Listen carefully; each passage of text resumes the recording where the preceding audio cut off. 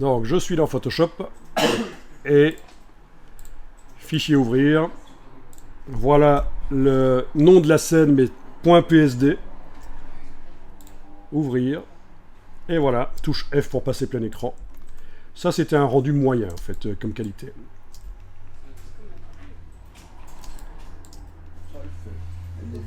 Bizarrement, les sphères semblent un peu fausses.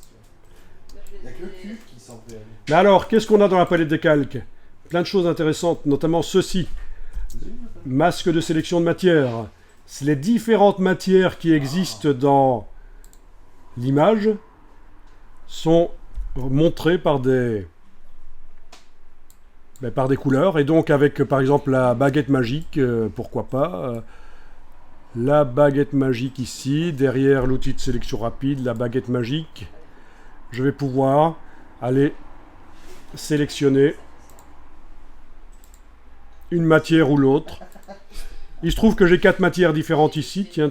Non, pourtant on avait 2 sphères, mais ça va aller. Voilà, on peut faire clic, majuscule clic, voilà. Et on a une sélection.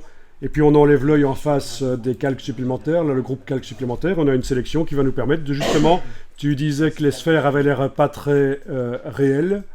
Je vais demander ici de masquer le contour de sélection, donc commande H, voilà. Masquer les extras. Donc ce que je vais faire correspond à affichage, extra, ouais, c'est ça, affichage extra. Donc la sélection est toujours sur les sphères, mais on la voit plus, on voit plus le pointillé, ce sera plus sympa pour faire la correction. Et alors je vais mettre un calque de réglage, par exemple, de type courbe.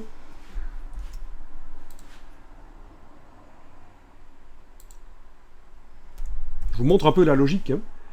Voilà le calque de réglage de type courbe. Ben, il devrait se trouver en dehors du groupe calque supplémentaire. Il devrait se trouver plutôt là et être affiché. Non, là, pas là. En dehors du groupe, on a dit.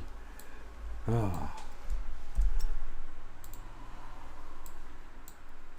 Voilà, et être affiché. Et ça n'est pas affiché. Voilà. Ok. Et donc, le réglage, je vais pouvoir aller régler la dynamique de ces sphères en mettant par exemple 1 point, 2 points et en les bougeant en forme de S inversé. Ça va enlever un peu de brillance, quoi. Et je peux jouer sur les extrêmes aussi de la courbe pour ternir, pour que les parties les plus brillantes deviennent moins blanches ou les parties les plus foncées moins foncées. Voilà, donc avec et sans le réglage de courbe. Voilà.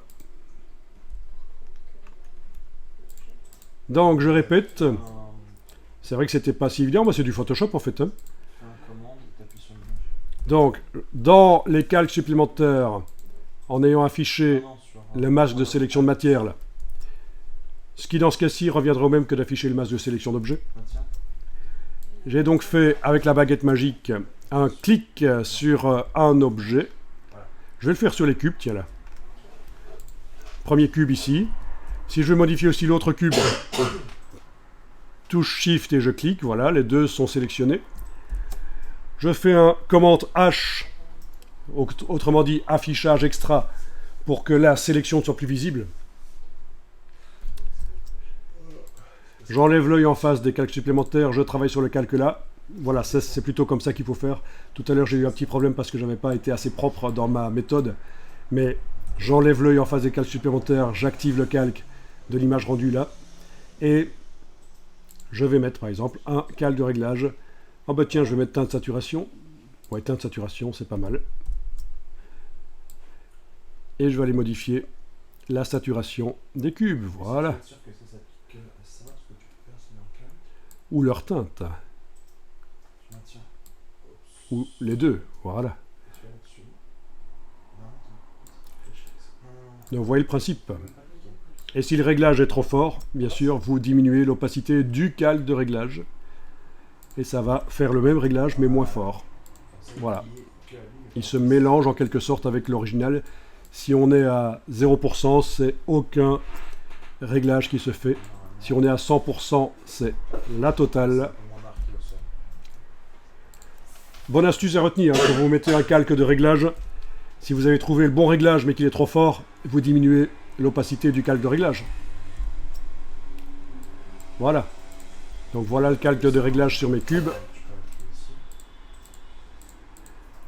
Alors on a autre chose dans les calques supplémentaires. On a ce qu'on appelle la ZDEF. La voilà. Donc c'est la profondeur. Donc parce que dans Photoshop on peut appliquer un flou qui automatiquement va se mettre seulement sur l'arrière-plan de la photo et pas sur les objets qui sont à l'avant-plan. Mais c'est un peu plus compliqué, on ne va pas l'utiliser ici. Qu'est-ce qu'on a d'autre? Oui, masse de sélection d'objets, de matière et la ZDEF, les informations de profondeur. C'est bien.